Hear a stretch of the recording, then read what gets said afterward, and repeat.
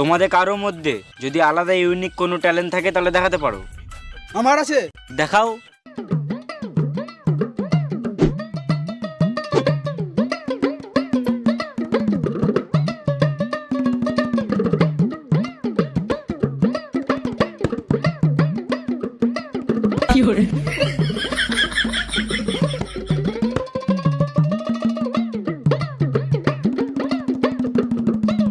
এ তো বিড়ি খোরদের মোটিভেশন।